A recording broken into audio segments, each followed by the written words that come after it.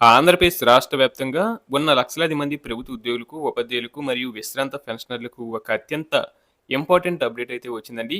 అమరావతిలోని వెలగపూడి సచివాలయంలో ముఖ్యమంత్రి నారా చంద్రబాబు నాయుడు గారి అధ్యక్షన జరిగిన రాష్ట్ర మంత్రివర్గ సమావేశం కొద్దిసేపటి క్రితమే ముగిసింది. ఈ సమావేశంలో ఉద్యోగులందరూ కొన్ని నెలలుగా ఏళ్ల తరబడి కళ్ళు కాయలు కాచేలా ఎదురు చూస్తున్న కరువు భత్యం మరియు పెన్షనర్ల కోసం డిఆర్ విడుదలకు సంబంధించి ప్రభుత్వం అధికారికంగా పచ్చజెండా ఊపింది. ఈ కీలక నిర్ణయం వల్ల రాష్ట్ర ఖజానాపై ఆర్థిక భారం పడినప్పటికీ ఉద్యోగుల సంక్షేమమే ధ్యేయంగా ప్రభుత్వం ఈ అడుగు వేసింది. దీనికి సంబంధించి ప్రతి చిన్న విషయాన్ని, జీవో వివరాలను మరియు ఇతర కేబినెట్ నిర్ణయాలను పూర్తిగా విశ్లేషిస్తున్నామండి. ఇక విషయంలోకి వెళితే ఏపీ కేబినెట్ భేటీ దాదాపు 20 ప్రధాన అంశాలతో కూడిన భారీ ఎజెండాతో ప్రారంభమైంది. ముఖ్యమంత్రి మరియు మంత్రుల బృందం గంటల తరబడి సుదీర్ఘంగా చర్చించి రాష్ట్ర అభివృద్ధి మరియు ప్రజా సంక్షేమమే పరమావధిగా నిర్ణయాలు తీసుకున్నారు.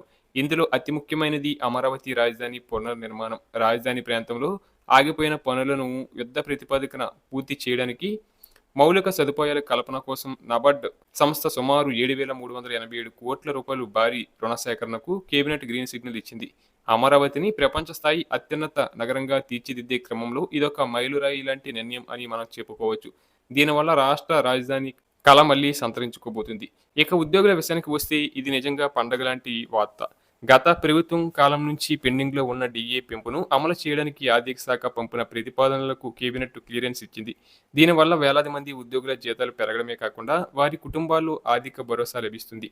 ఉద్యోగుల సుదీర్ఘ నిరీక్షణకు ఈ నిర్ణయంతో తెరపడింది. కేవలం డీఏ మాత్రమే కాకుండా నిరుద్యోగులకు కూడా ప్రభుత్వం శుభవార్త చెప్పింది. అటవీ శాఖలో పర్యావరణ పరిరక్షణకు మరింత బలోపేతం చేసేందుకు ఖాళీగా ఉన్న అసిస్టెంట్ కన్వర్టర్ పోస్టుల భర్తీకి ప్రభుత్వం అనుమతి మంజూరు చేసింది.